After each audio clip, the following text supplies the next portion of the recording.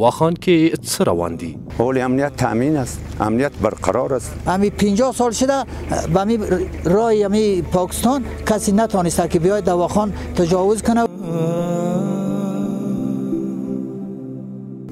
د واخان امنیتی وضعیت له شایعاتو تر رښتیا 12 قراری است یک توطئه دشمن بود دیگه.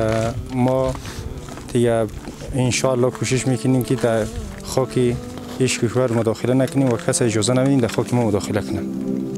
او د امنیتی ځواکونو له ژمنتیا بیا د خلکو تر همکاری. بناهن این شایعاتی که پخش شد شایعات در کل دروغین به اساس و پروپاگاندایی بود که اگر جنگ شو ماده است با نیروی امنیتی برید اوجا جنگ شد یک راکت بود از همونجا تا گلگیت ما خود اینا را میبرد.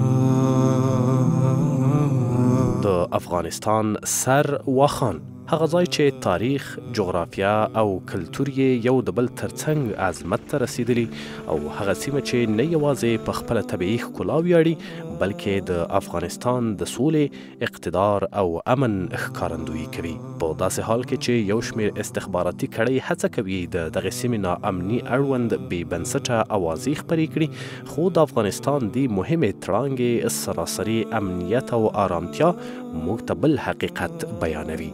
پامیر امن دی او د دې سیمې امن د افغانستان امنیتي ځواکونو د ټینګښت او ژمنتیا ګواهي ورکوي. دغه سفر کې د دې ستراتیژیکې سیمې رښتینی وضعیت، د سرحدونو وضعیت، خلکو، امنیتي ځواکونو، مسؤلینو او زموږ د سترګو لیدلی حال بیانوو. د لمر وړانګې او د ژمي یوه سړه ورځ ده. واخان ته زموږ سفر د بدخشان له شکاشم ولسوالۍ پیلېږي. اوږد سفر مو په مخ کې دی او هر هغه څه ته چې اړتیا لرو باید راسره وي. د ورېښمو لارې په اوږدو کې د خپل سفر لومړنۍ ورځې ته دوام ورکوو.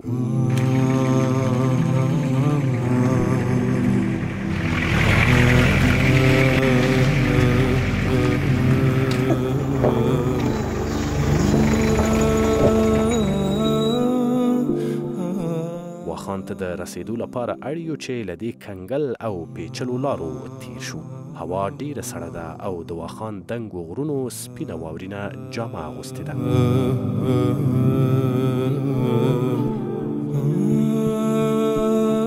هوا ورو ورو تیاره کیږي.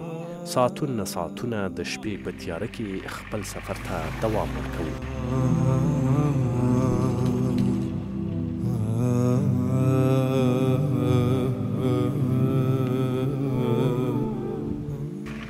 ورځني پرلپسې سفر وروسته د شپې 10 بجې د بروغیل سرحد ته رسیږو.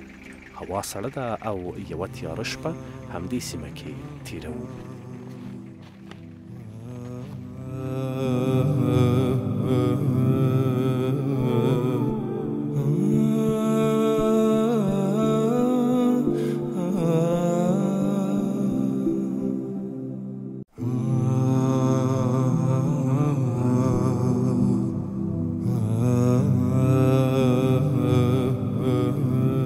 واخان کې روان ژوند د دې سیمې تلپاتې امنیت ثابتوي. هغه خلک چې په هڅو، هیلو او آرامتیا سره خپل ژوند ته دوام ورکوي، شایعاتو ته یو ښکاره پیغام دی چې واخان امن دی او هیڅ ګواښ نشي کولی د دې سیمې امنیت ته خنډ پیدا کړي. د واخان خلک د امنیتي اندېښنو په تړاو له خپرو شویو شایعاتو حیران دي او وایي له کومه چې دلته اوسیږي هیڅ امنیتي ګواښ یې نه دی لیدلی او واخان کې هره منفي اوازه بې بنسټه ده.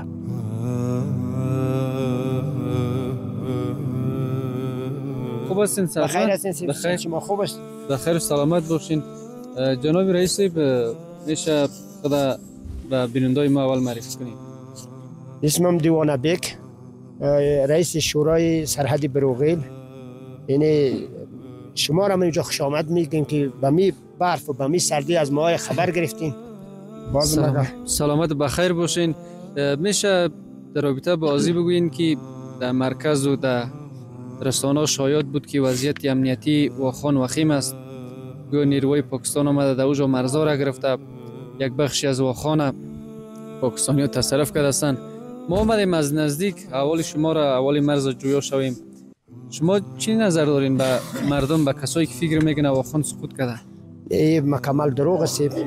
این شاید پخش میشن. این از برکت خدا اینجا امنیت است، هیچ مشکلی نیست.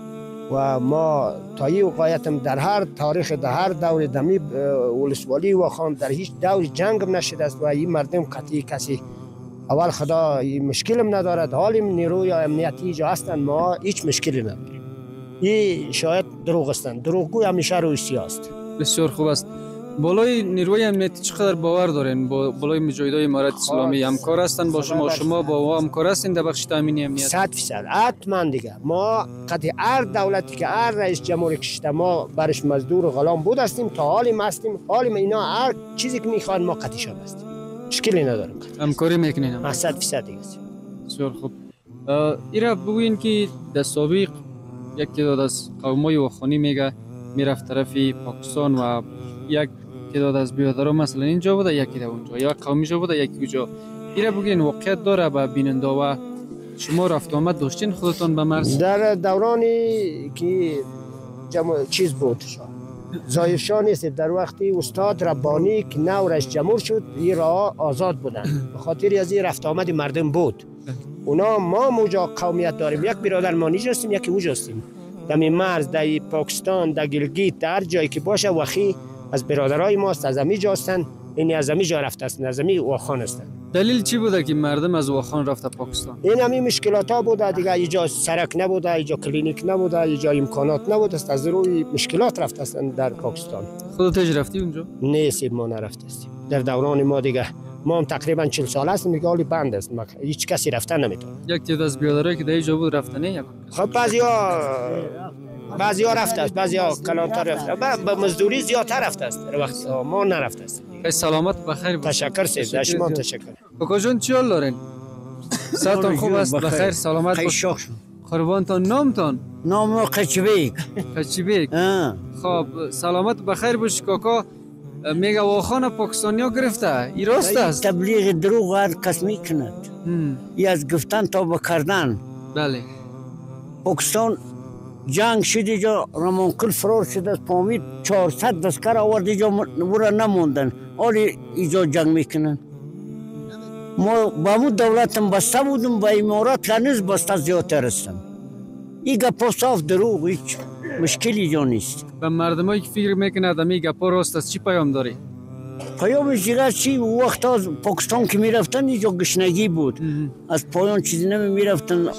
از چترار ما خود چای می آوردم، برنج می آوردم، شگاو یا مال می فروختم. مال از برکت خدا اینجا پیدا میشه کلیچی از تجارت. یعنی خودت از امی واخان افغانستان رفتی به واخان پاکستان، اونجا چند بار رفتی؟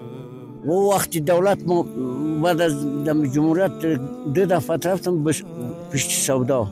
خب چی رقم است وضعیت مردم پاکستان و اونجا حکومتش؟ منم سطح سرادات از امیجا است و خی است، از دیگلامون است، از سرات است، از هر جا است و خی است. این بیگانه مردم قیش نیستن، اونا قیما هم دست هستن، نمیمونن به اینجا جنگ و اینجا. شما نسبت به حکومت پاکستان چی رقم بینش دارین؟ چی فکر میکنین می حکومت پاکستان چی رقم حکومت است؟ خیرش نکس از وقتم چیزی نبود، حالی همو گپ است. بازم اگر کدام نفر مخالف پیدا شد ما امارات خبر نمیشه، ما او را خبر میکنیم. هیچ مشکلی جا نیست. اگر جنگ شد ماده استی با نیروی امنیتی برید اوجا جنگ شد یک راکیت بید از همینجا تا گیلگیت ما خود اینا را میبریم از اون طرف. خیلی سلامت باش کاکا، خوش شدیم دیدیمتان. خوش شدیم. قربانتان بخیر باشین. کاکا جان سلام به شما، صحتتان خوب است؟ بخیر و سلامت باشین. اول نامتان بگین، باشنده کجاستین؟ ما باشنده قریه راچو از همین منطقه است. اینجا آمده هستیم به خاطر همینجا توی داریم، همین آمده هستیم. حالی همین خوش شدیم که شما را دیدیم و شما یعنی همین حال ما مردم خبر شدیم که ما خبرگیری آمدیم همینجا دیگه. یعنی توی آمدین؟ نه توی آمدیم، حالی همینجا آمدیم که ما میبینیم که برای ما چی میکنن، چی پرسان میکنن. قصه تویتان پسانتر اول مسئله مرزا رو البته خبر شدین میگه وضعیت است. مرزا پیشترم گفتم به استادا که مرزا که است، حالی همین افغانستان فعلا چیز دیگه دشمن زیاد دارد، چی ای داخل و چی ای خارج. همین شاهد میکند که همین مرال نظام ضعیف شود که ما افغانستان را گرفتیم. افغانستان در 50 سال پاکستانی نظامیش از همون مرزی طرف پاش نپرتافته. ای برکت خدا و ای برکت مردم ما با مخالف هیچ وقت سر کار ندارد، هیچ وقت. اگر خدا ناخواسته که واقع شود این نظام اینجا استاد است، اینا برادران هستند، دوستان ما هستند. این همینجا ما اینا را آگاه میتیم که برادرها پاکستانی آمیت هستند، همون پاکستانی قوم ما هستند، اون طرف کی است تا خیلی جا مردم واخوان است. اونا هر کاری که میشد دفعتا اینجا اول میتن که خدا دولت نا خبر کنید که اینجا کدام مشکل میشد، شما کدام بلا نشود. باز ما این نیروی داریم، فضل خدا جوانای جا هستند، باز جوانای ما در پلوشان ایستاد هستند، کدام مشکلی ندارن. مشکلات ما این همه است که مرز دروغ است 100%. دیگه مشکلات همی واخوان خود میبینی، زراعتی اینجا ندارد. این زندگی و این حسابی که کلینیک گفتی کاکامانو کلینیک داریم دوا ندارد، وعده میکنن عمل نیست. این امیر ما خواهش میکنیم از امارت اسلامی که باید ما را هم غورسی کنند. کوتاه‌تر موضوعات دیگر را گرفتیم، از توی قصه کردین، میخواستیم در قسمت برنامه باشه. تو اینجا چی رقم است؟ میگه بسیار گزاف است. خیلی اینجا ما مردم نظر به ما اقتصاد خود، ما مردم به حساب پیسه و به حساب این چیزا ما سر کار نداریم. ما همه چیز انانات وطن ما که حسابی جنس به جنس است. ما مردم قومیتی هم دیگر داریم، بیگانه در بین ما نیست که ما مثل 2 لگ 3 لگ این چیزا را ما. زن گرفتی خودت؟ زن ما وقت فوت کرده بود، ما حالی شکر بشه داریم. چقدر مصرف کردی؟ او مصرف ما که در دوران داوود بود با گمان کدام وقت که بود، دو وقت برنج دیجا پیدا نمیشد، نمک پیدا نمیشد، یگان 2 مال میکشته و توی میکرد میرفت مقصد. ولی اگه کسی بخواد زن بگیره چقدر مال مصرف میکنه؟ خیلی 2 مال مصرف میکنه و یک 40-50 سر برنج و همون قدر و یک 200 متر تیکه. خیلی میل نداری کدام زنی دیگه؟ نه ولی دیگه اگه زن مال میگه تو حالی پیر شده البته با کار نیست، او میگریزه خود به خود پیش ما. زن جوان هستی؟ نه جوان نیستیم، ولی سید ما در 60 است. سلامت و بخیر باشی کاکا. شما سلامت باشید که از همین درای واخوان، از همین خنکی، از سربازا و از مردم خبر گرفتم. ما پیشنهاد خوش هستیم از امارت اسلامی، همین میخوایم که باید ما را ایت ببیند که در یک چشم، یکی را مادر و یکی را مایندر نگیرد. ما هم در پلو اینا هستیم. بله. وقتی که ما نباشیم اسکر ای کجا چی میکند؟ بخیر و سلامت باشین کاکا. اینا هستیم، اینا قطعی ما. شما تشکر که مردم غریبی واخوان شما دیدن. تشکر زیاد. بینندگان گرامی، قسمی که دیدین بزرگا و باشندای ولسوالی واخان ولایت بدخشان بودند که در رابطه با وضعیت امنیتی و همچنان چالش‌هایشان با ما گفتگویی داشتند و اینا گفتن نباید گذاشت که مردم ولسوالی واخان از امنیت اینجا کاملا راضی هستند، همچنان یک رابطه نزدیک با نیروی امنیتی دارند، همکاری متقابل دارند و قسمی که شایعات در بیرون است و در رسانه است از نزدیک ما می‌بینیم. مردم محل اینجا وضعیت کاملا آرام است، برخلاف شایعات. شما خودتان چشم دیدتان از محل و مردم دیدین که هیچ مشکلی امنیتی تا حال در واخان رخ نداده و مردم متعهد هستند که با نیروی امنیتیشان همکار هستند و بالای نیروی امنیتی هم اطمینان دارند که از تمامیت ارضی در واخان دفاع میکنند.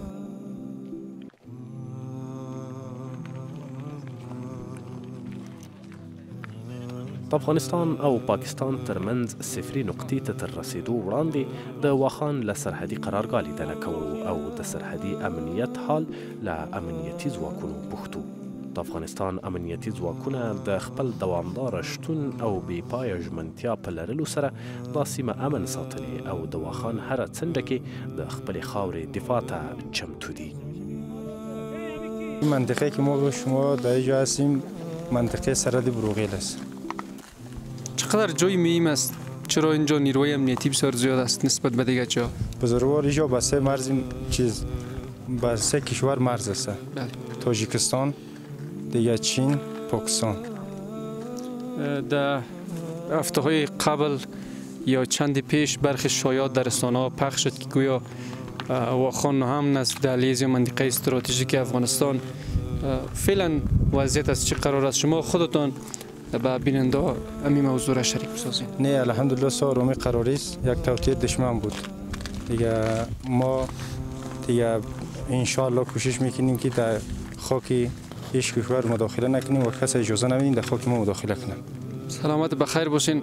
تعهد شما با مردم افغانستان و با باشندگان ولایت بدخشان در بخش تامین امنیتی مرزها چی است؟ نه الحمدلله ما دیگه در مرزی طرف پامیر دیگه نیروهای مسلح ما در اوجا جا بجاست. در اینجا الحمدلله دیگه ما نیروهای چیزی ما مجهز هستند. از نگاه تجهیزات چگونه است اینجا احاطه و احاطه نیروهای امنیتیمان سلاح و مهماتشان چقدر امکانات اینجا است؟ امارت اسلامی به ویژه وزارت دفاع یا نهادهای امنیتی که در است هستند چقدر توجه بالای واخوان دارند؟ نیروهای امنیتیمان مجهز هستند؟ بله نیروهای امنیتی سرحدی ما شما مجهز هستند. دیگه بزرگا 100% توجه دارن بالای اینجا. وضعیت امنیتی در سرحدات پاکستان کاملا اطمینان است. دیگه یک سلسله شایعاتی که از طرف پاکستان در شبکه‌های مجازی و اجتماعی پخش شده دیگه این را ما جدا رد میکنیم. همچنین موقعیتی در سرحدات ولسوالی‌های واخوان در مرزهای پاکستان همچنین موقعیت‌های وجود نداره و اما تا آخرین قطرات خون خود از تمامیت ارضی نومیس ملی و حرم خصوصی افغانستان دفاع میکنیم. ما سالهای زیادی در کوه‌ها و دره‌ها در هوای سرد دیگه به خاطر مقدسات اسلامی و این خاک افغانستان ما مبارزه کردیم. دیگه کشور ابرقدرتی که به نام امریکاست با ضربات دندانشکنی از این خاک راندیمشان. دیگه فعلا با تمام تجهیزات مکمل انشالله الرحمن در مقابل هر نوع متجاوز و کشورهای ابرقدرت ما مبارزه میکنیم.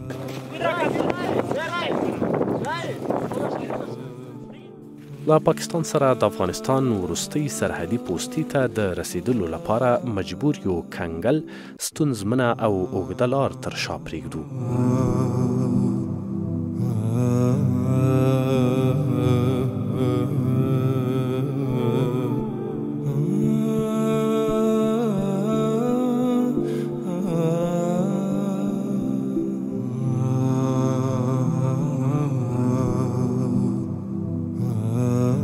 دا دره د بدخشان واخان ولسوالۍ له سړو او ستونزمنو لارو ده. دنګ غرونه یې په ژمي له واورو پوښل شوي خو د توپاني بادونو شدت یې حتی د غرونو واورې له ځان سره وړي او د دې دنګو څوکو سپینوالی یې کم کړی. خو له دې ټولو سړو سختو او خنډونو سره سره د واخان خلک لا د دې غرونو په لمنو کې اوسیږي او په مالدارۍ بوخت دي. دا د واخان یلاق میشتو وروستۍ کوډله ده. هغه کسان چې دلته د څارویو په ساتنه بوخت دي د واخان له نه زغمېدونکو سړو سره عادي شوي او میاشتې میاشتې په سړه هوا او واورو کې ژوند تیروي. دوی وایي هیڅکله یې په سرحدي سیمو کې ناامني نه ده لیدلې او هغه شایعات چې د دې ستراتیژیکې سیمې امنیت له خنډ سره مخ کوي یوازې دروغ دي.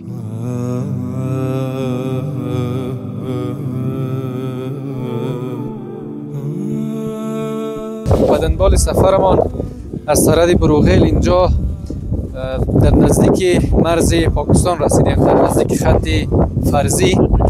البته اینجا آخرین قریه است که از اینجا به طرف خط فرضی حرکت میکنیم. جدا از این منطقه و از این علاقه‌ای که وجود داره به اون طرف دیگه هیچ باشنده زندگی نمیکنه. در اینجا از اسباب پایین شدیم و خواستیم با مردمی که در آخرین نقطه واخان زندگی میکنن درباره وضعیت امنیتی گفتگو کنیم. کاکا جان سلام، خوب هستین؟ صحتمند؟ بخیر؟ آرام هستین؟ سلام بر شما. میشه اول بگوین این قریه یا منطقه چی نام داره؟ این قریه به نام دیقونخانه است. قریه نیست، ای دیقونخانه است. خب ای مردم سرد، پتوق، چلکند نیست. اینجا زمین یک تا و دو تا هر کسی داره که قضیه همه گاو و مال خود می آین همینجا زندگی میکنن. شما چی میکنید اینجا؟ ما اینجا چوپان هستیم، قای گاو و مال. بسیار خوب. در فیض آباد، در کابل، در کل در افغانستان و برخی از رسانه‌های خارجی یک مقدار یا یک شمار شایعاتی بود که گویا واخان تامین امنیتش اخلال شده، پاکستانی آمده در اینجا وضعیت امنیتی وخیم شده و واخان پاکستان گرفته اشغال کرده.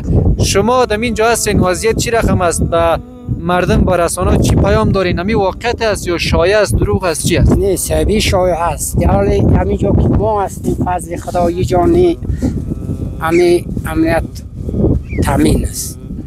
این فضل خدا اسکرهای امارات همینجا هستن. ما که اینجا هستیم همین روز نی که پیش از این کدام نیروی خارجی اینجا در خاک ما نیامده. این حالیم که گفت اصلا یک تبلیغ است. و نیروهای امنیتی و سربازا و مجاهدای امارت اسلامی چقدر باورمند هستین که از خاک محافظت کردن میتونه؟ چقدر اعتماد دارین بالایشان؟ رابطهشان برخوردشان با مردم و با شما چی رقم است؟ خیلی مدت 3 سال 4 سال است که ما قای امینا هستیم. اینا با ما خدمت میکنن، به خاک ما، به مرزا را امنیت میکنن. دیگه ما از اینا بسیار خوش هستیم. سرانجام پس از 8 ساعت و با استفاده از پا از منطقه سرحدی بروغیل اینجا در منطقه دیقانخانه رسیدیم. اینجا آخرین منطقه است که از اینجا او طرف البته هیچ کسی زندگی نمیکند و اسپار به دلیل که برف بسیار زیاد است در مسیر راه و همچنان راه بسیار زیاد یخبندان است در اینجا گذاشتیم و ناگزیریم که از اینجا تا سرحد و نقطه مشترک میان افغانستان و پاکستان پای پیاده برویم.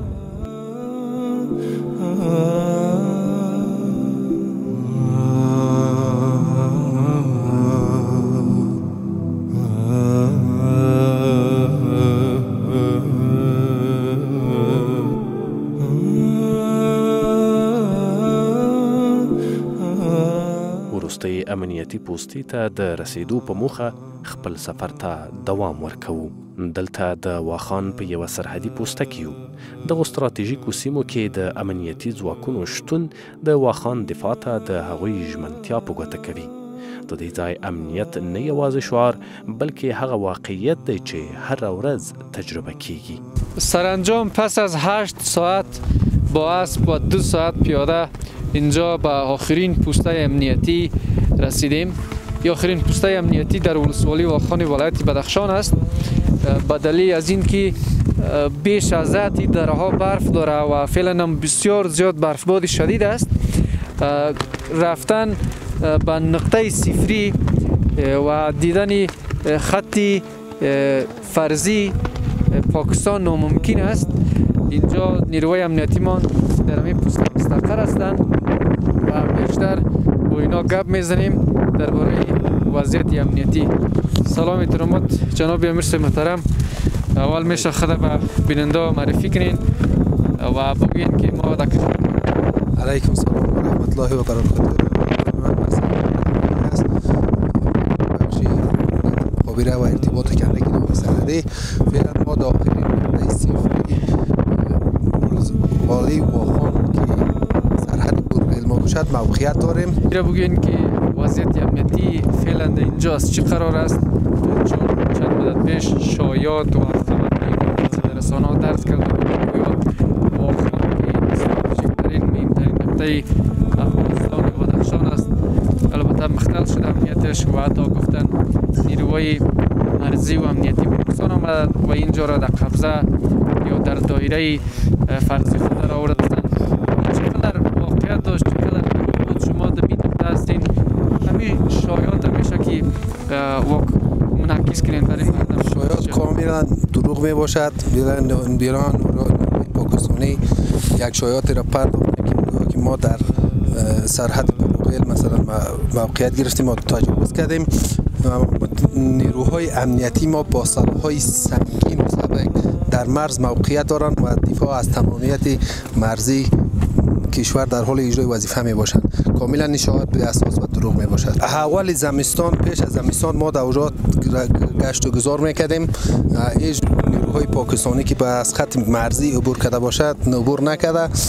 فعلا در اوایل زمستان اونجا برف به حدود 150 سانتی متر می باشه که هیچ امکان عبور رای عبور و مرور انسان باشه یا که حیوان وجود نداره در اونجا. پرسنل ما از نگاه سلاح سنگین و سبک و تجهیزات و مهمات کاملا آماده است و آشه ما وقت و میهنش که خود ما قرارداد کردیم آشه در کانت مون است و موقعیت به صفری میرسد. کدام مشکلات در این مرحله ما نداریم.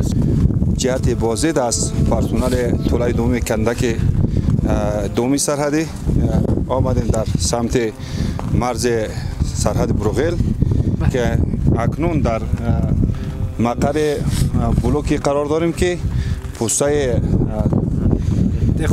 دهقانخانه قرار داریم و بیشتر از دیگه مرز نه بلکه خط خطوط فرضی بین پاکستان و افغانستان است که در اون موقعیت هم ما پوستایی می داشته باشیم و نسبت حجم برف یا بلندی برف که تقریبا به 2 متر یا نسبت سردی هوا که بیشتر است ما پرسنل خود از اونجا انتقال دادیم و عبور و مرور مردم در اونجا کم رنگ است. بخیر باشید جناب امیر صاحب، شما بهتر میفهمین که شماری از رسانه‌ها و برخی افراد مغریض گزارش‌های را پخش کردند که وضعیت پامیر وخیم است از واخان، گویا در اینجا یا نیروهای امنیتی آمده اشغال کرده یا تیارهای پاکستانی میآیند. همین شایعات همیشه شما و بیننده از نزدیک میل بازدید میکنین، رد کنین، البته حقیقت و بگین چی رقم گپ است؟ خود تمام ملت افغانستان از وضعیتی که تعدادی از افراد مغریض وضعیت نیروهای پاکستان حضورش در خاک افغانستان بخصوص در مرز بروغیل شایعات را پخش کرده بودند و برای تمام ملت افغانستان ثابت شد که هیچ نوع فعالیت های دشمن در اینجا حضور نداشت. بنابراین ما چند وقت پیش همراه تیم هیئت اعزام شده آمدیم از این ساحه بازدید کردیم که همراه پرسنل ساحه بازدید کردیم. هیچ نوع فعالیت دشمن در اینجا رخ نداده. حتی نیروهای زمینی و یا نیروهای هوایی پاکستان در خاک ما در ویسا از خطوط فرضی سمت پاکستان بین افغانستان از خاک پاکستان به سمت افغانستان صورت نگرفته. بنابراین این شایعاتی که پخش شد شایعات در کل دروغین، به اساس و پروپاگاندایی بود که یک تعداد افرادی که البته به منافع هم کشورهای بیگانه یا اجنده هم کشورهای بیگانه بخصوص پاکستان این نشرات یا وضعیت را پخش کرده بودند. بسیار خوب. یک موضوع دیگه که است، مردم فکر میکنن که گویا در نقاط سرحدی مثل واخان همین ارتباطات نیروهای امنیتی مثلا در همین پوسته که هستن شاید به مرکز کم باشه یا را بررسی و بازدید نکنن. شما چند روز بعد، چند ماه بعد یا چند هفته بعد اینجا میین بررسی میکنین، وضعیت از نزدیک میبینین، قسمی همراه ما آمدین؟ گپ خوب. ما در کل خودم شخصا در بخش آمریت اپراسیون که رهبری بخش ارتباطات و سوق اداره را داریم، ما ارتباط دوامدار، ارتباط مخابراتی دوامدار که از همه امورات پرسنل خود در هر نقطه‌ای که ساحه مسئولیت کندک، ساحه مسئولیت لباس ما راپور خود می داشته باشیم. راپور البته در هر دقیقه که ضرورت باشه پرسنل ما ارتباط دوامدار با قدمای سلسله بر رویت سلسله مراتب که با طلای با کندک و همچنین با لوا و سلسله ما موضوع را با سطح رهبری شریک بسازیم، ارتباط دوامدار داریم و به خاطر کمک رسانی و همکاری با این مردم در هر نوع شرایط ان شاء الله کمک رسانی میکنیم و به مشکلشون رسیدگی میکنیم. بسیار خوب. در همین جایی که موقعیت داریم در این پوسته حساب کنیم چقدر از نیروهای امنیتی ما اینجا مستقر هستن و اجرای وظیفه میکنن؟ ما تقریبا یک بلوک ما به دامن 25 نفر فعلا حضور دارن که تشکیلاتشون 29 نفر است. پرسنل ما 20 نفر اکنون حضور دارن در ساحه فعالیتشون که چند نفرشون در رخصت هستن دیگه. اینا به خاطر حراست از خاکشون همیشه آماده فعالیت هستن. در اینجا فضل خدا تیاره داخل خاک وحرمی وطن شده می‌کنیم چیزی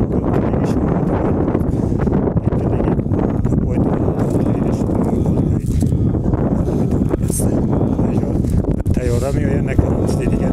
وقتی که ما آمدیم در مرز بودیم کدام آسیبی به ما نرسید و ندیدیم بود فعلا هم بودیم. یعنی شما تا بال شاهد نبودین کدام تیاره یا کدام نیروی پاکستانی یا هر کسی از اینجا آمده باشد؟ نیست، ما تا بال نبودیم.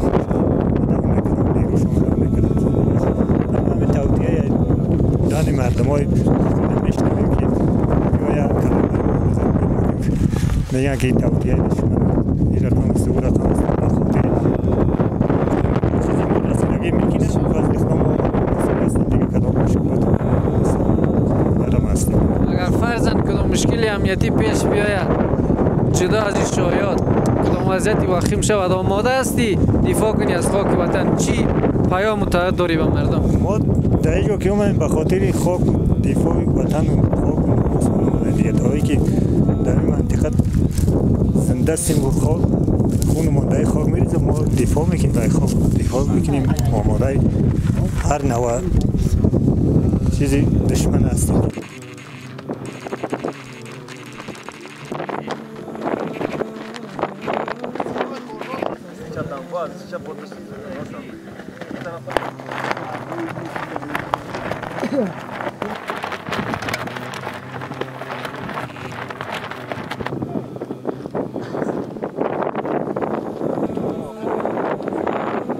پایان سفر تقریبا 3 روزه ما از مرکز فیض آباد اینجا به نقطه صفری میان افغانستان و پاکستان رسیدیم و قسمی که ما با مردم، با نیروهای امنیتی، با مسئولان امنیتی از خود ولسوالی واخان، از قریه ها، از مرکزش و همچنان از این پوسته امنیتی آمدیم، بازدید کردیم، دیدیم، گزارش تهیه کردیم، چشمدید خود دیدیم.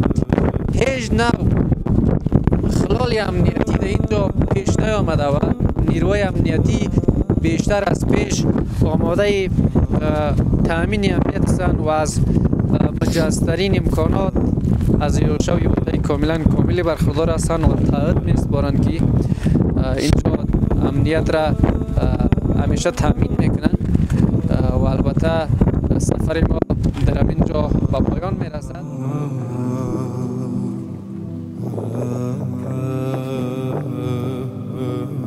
واخان د افغانستان امنیت، ثبات او اقتدار ښکارندوی، هغه ځای چې زوړ تاریخ یې له فرهنګي میراثونو سره تړل شوی او نن د خلکو یووالي او امنیتي ځواکونو بې وقفې هڅو له امله د آرامتیا او ثبات په بیلګه بدل شوی.